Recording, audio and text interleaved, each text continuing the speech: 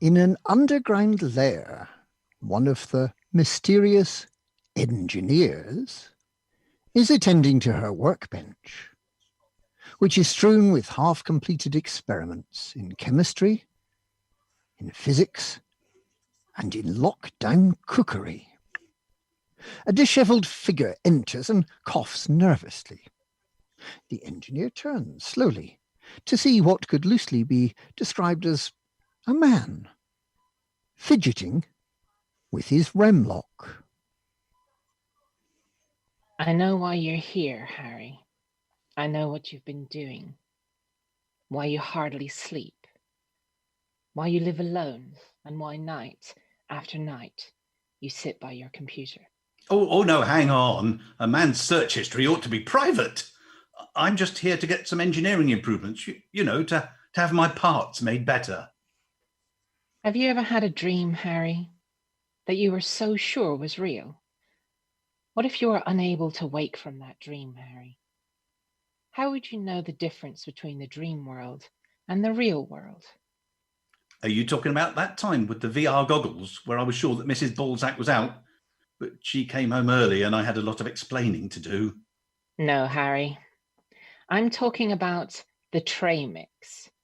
That is the name we give to the simulation in which we all live and which governs all aspects of a pilot's life. I don't like the idea that I'm not in control of my life. What is the tray mix? Is it like Kim's game? You show me the tray, then take something away, and I say, there is no spoon? Unfortunately, no one can be told what the tray mix is. You have to see it for yourself. This can't be true. Denial is the most predictable of all human responses. No, it isn't. Be quiet, Harry. This is your last chance. After this, there's no turning back. You take the blue pill, the story ends. You wake up in your bed and believe whatever you want to believe about what's happening to your pajamas.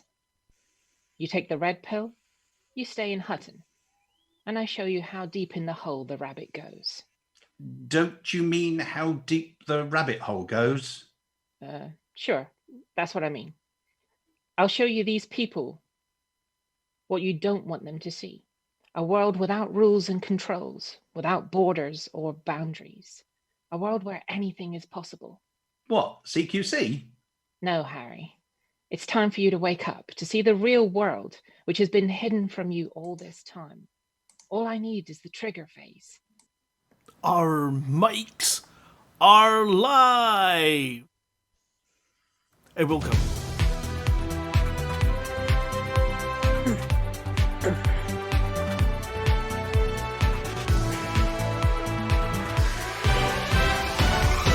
Good evening, everyone. We're not sure if this is the real world, but the steaks are juicy and delicious. And it's comforting for me to think that my co-presenters might actually not exist.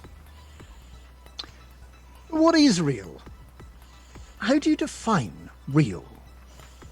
A cylinder on which film, wire, thread, or other flexible materials can be wound. A lively Scottish or Irish folk dance. For Lou, it's to walk in a staggering or lurching manner, especially while drunk. Which reminds me, has anyone seen him since he and Wang Tian went down the pub? For goodness sake, real. R-E-A-L, not real. I don't know if that works with my accent. But real, not real. Real. You did that deliberately, didn't you? Just for that. Playtime is over. Right. On with the news. That should be a bong, but it didn't go. Let me just try this other one. Hold on. There. Hutton, the return.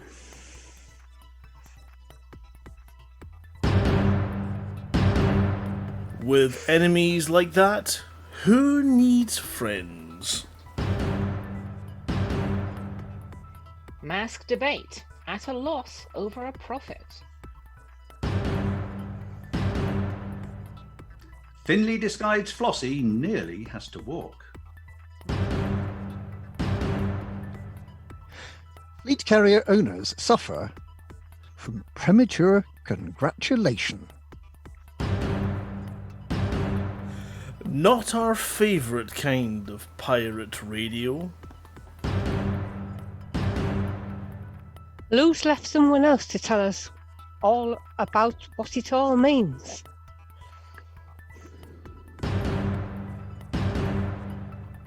And Norma's keeping up with the community goings on.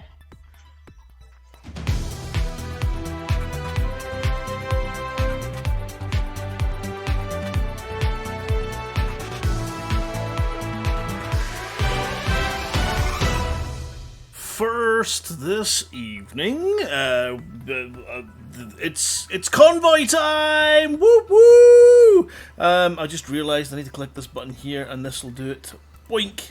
There we go, and no boings. Oh, working tech, love it.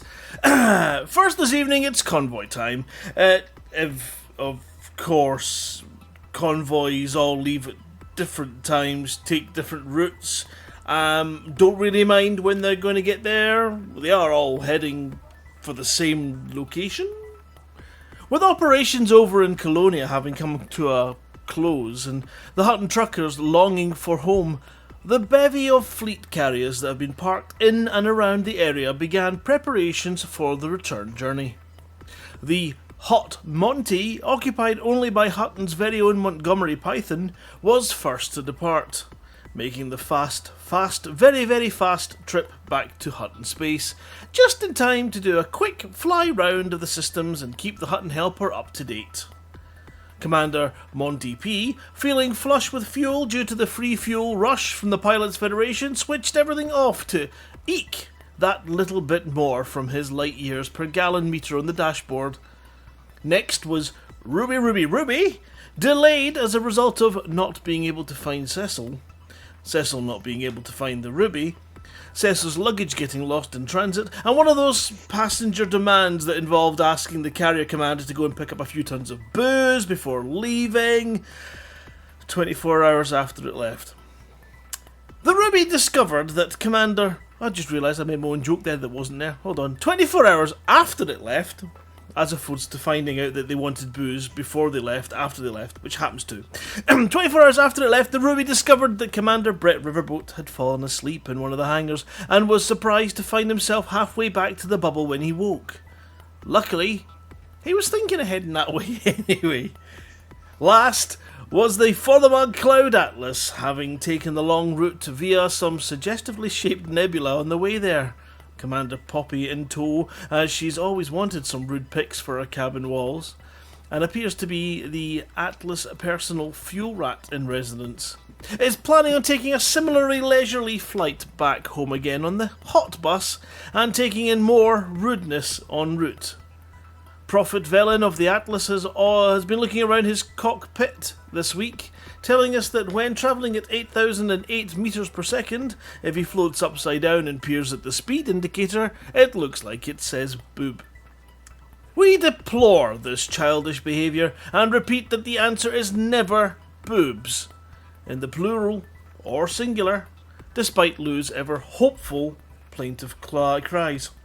Now, trying to spell words from digital displays has been in the purview of many a young person in their early curious years, and at such a time numbers like 531606, that's bogies when turned upside down, might cause childish gales of laughter. But we expect higher standards from adult pilots. Well, except for Dead Meat GF, of course, for whom plastic poo, snakes that leap out from his nuts, yeah, we do know what we're saying, and whoopee cushions that don't go whoopee, are the height of sophistication. And stink bombs are not only used for their comic potential, but also to cover up for his lack of personal hygiene. We suspect that Prophet Valen has 618806, that too much 32008 has been consumed, so he's a little 4614. And thus, Commander, please fly carefully around 705. 4 + 5 7 7 3 4, Commander. If you've missed the homeward convoy, then we're sure the hot bus will make it back eventually if they don't fall into the giant Johnson Nebula or get stranded in the clouds of the fluffy jubbly sector. Okay. Commander Littlebreaker made a mistake this week. No, not his usual one about failing to put one leg in each side when putting on his flight suit, or forgetting that there's only one correct way to use a zero-G toilet hygienically, but something far more serious and far more deadly. Our hapless commander was up against something much trickier than guessing a fiendishly convoluted music theme. Something even more devastating than entering a lift after Shouty had just exited with an evil grin on his face. Littlebreaker metaphorically walked into a bar full of rednecks, insulted their mothers, their sisters and their cousins, and also implied that they might be one and the same person. Then just as the jukebox stopped playing and the only vibrations left coming through the smoke-filled air were a low growl and the sound of a pool cue being broken in half, shouted, "Let's get him, lads!" Only to turn round and cry, "Lads! Lads!" as he realised he was completely and utterly alone. Litho had in fact entered a combat zone and announced his intention to kill all you scumbag, insert faction name here, pilots, before ensuring that all of the ships on his side had arrived, and consequently his radar went redder than Cecil's nose at a New Year's Eve party if it was buried in a baboon's bottom under the glow of a stoplight. At this point, things turned nasty. To say that Littlebreaker's time was up very quickly is an understatement. It was all over before you could hit boost 10 metres from the back wall of a station and shout, "Oh crap!" Cue cries of "Eject! Eject! Eject!" followed by the calm, cool presence of the rebuy screen, where Littlebreaker was handed his ass for the second time in as many minutes. And the moral of this story is, if you're getting into a fight, make sure you know who your friends are.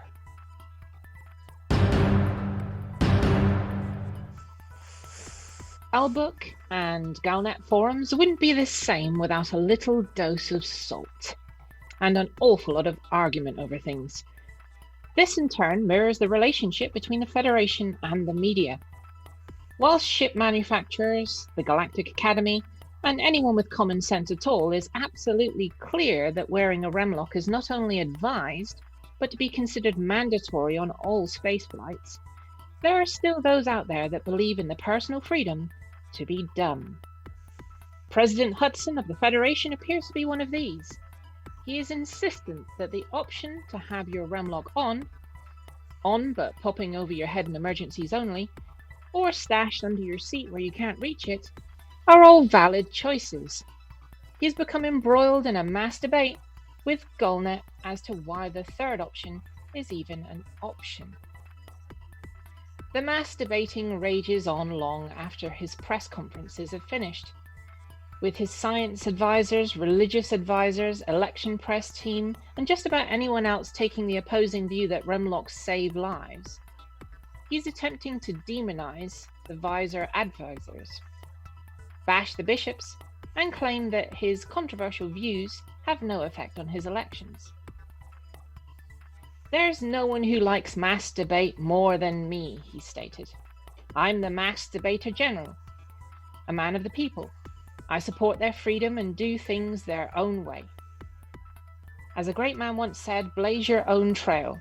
Of course, as long as their way doesn't get in the way of my way, because if it does, I give a bigly no way Jose." What were we talking about again? 5 words: chair, man, remlock, mass debating, notes, facepalm. Here at Hutton, we are ever safety conscious. So we'd like to remind everyone that wearing a remlock is the truckery way.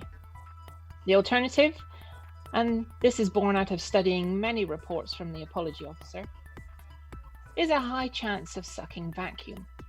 And we wouldn't want that now, would we?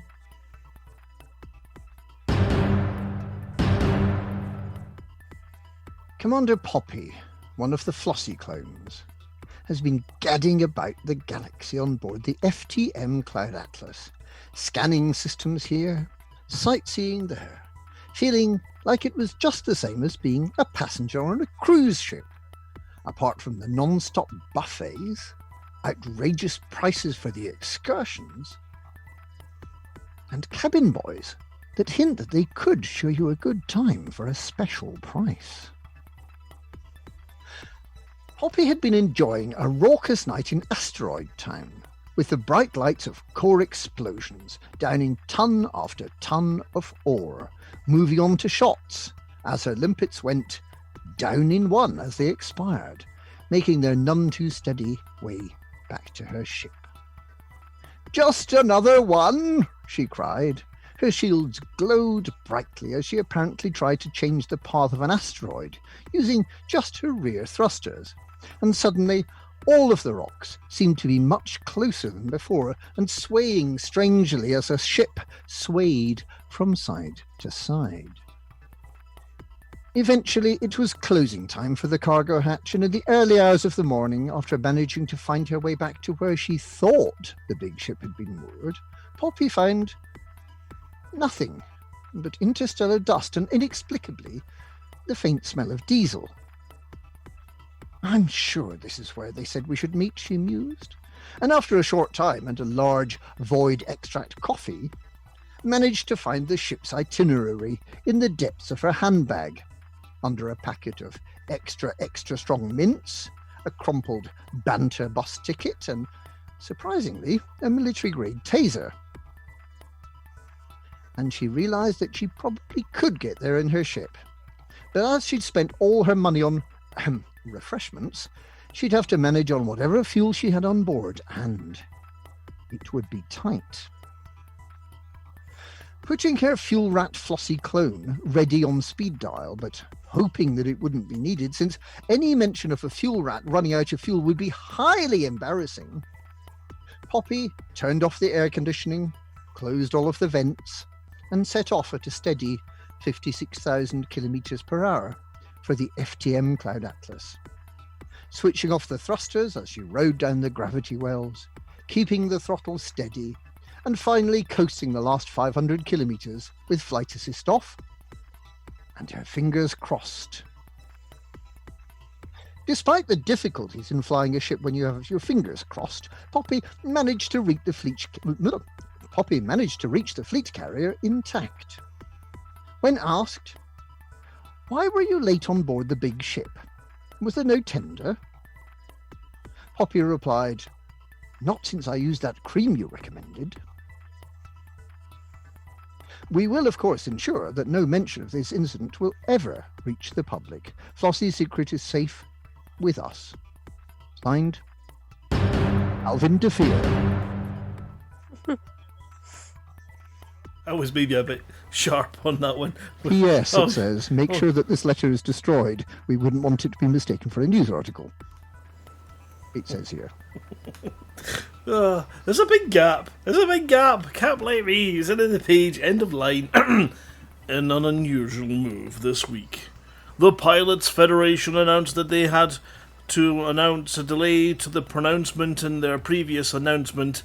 Owners of fleet carriers all over the galaxy had bought in supplies of bunting helium-filled balloons that can be used to make yourself sound like Aegis 5060, and of course, cake. All to celebrate that they would no longer be stuck in the tritium doldrums, and that fleet carriers could disperse, and no longer all sit around a mere handful of systems in the galaxy.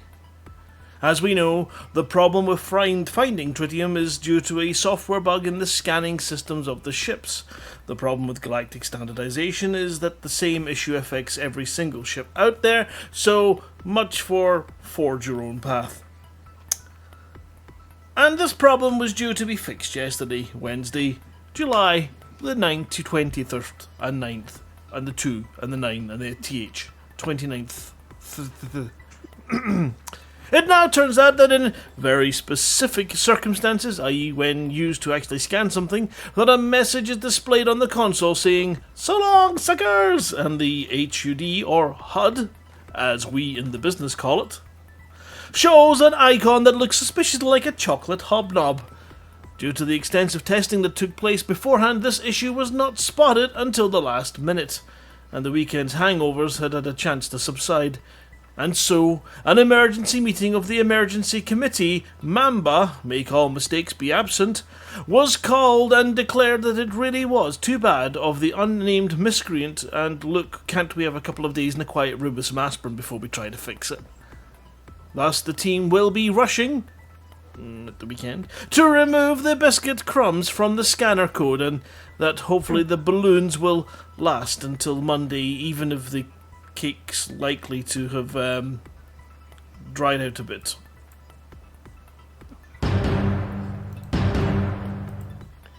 Following the publication of a report into Camorra pirate interference in Hutton politics, the Dastardly Dons pirates attempted to deprive Hutton's brave followers of the daily bulletins of Alvin's love that they require from HuttonOrbital.com.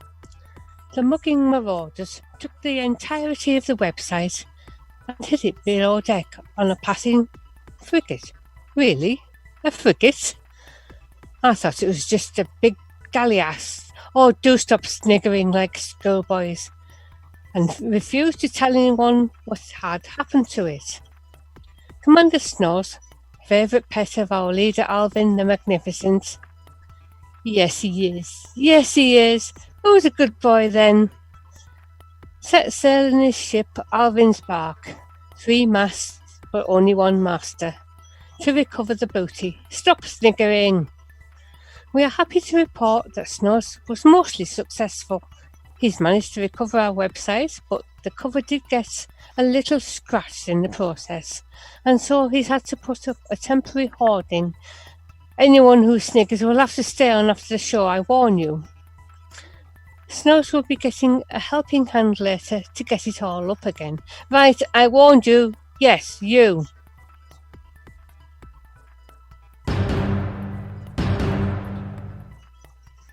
Dear Alvin, we have a sparkling opportunity to expand into an additional system.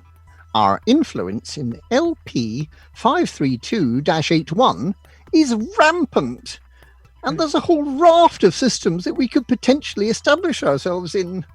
Sincerely, the BGS team.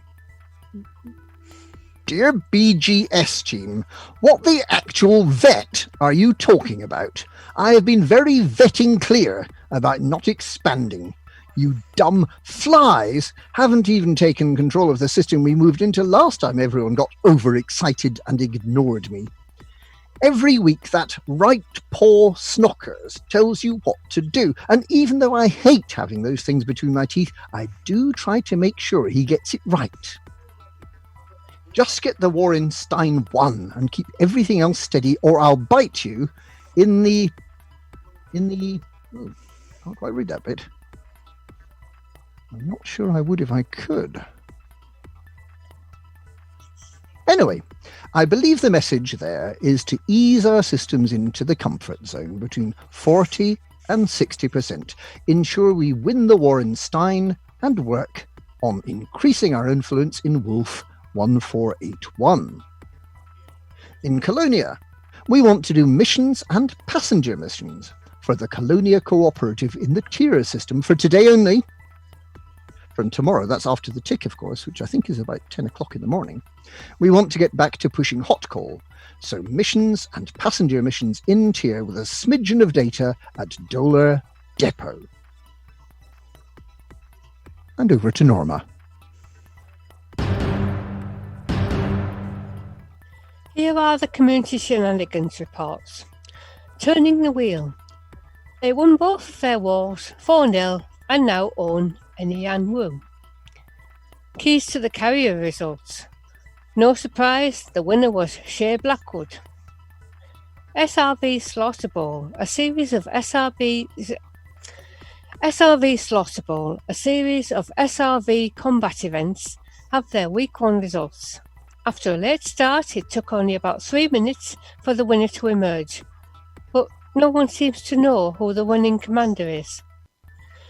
Despite a few uninvited guests, who at least had the decency to wait until the event proper had finished before raining mines on the location, the event went well. And week 2's event is on Sunday, 23rd of August, and we'll bring you details closer to the time.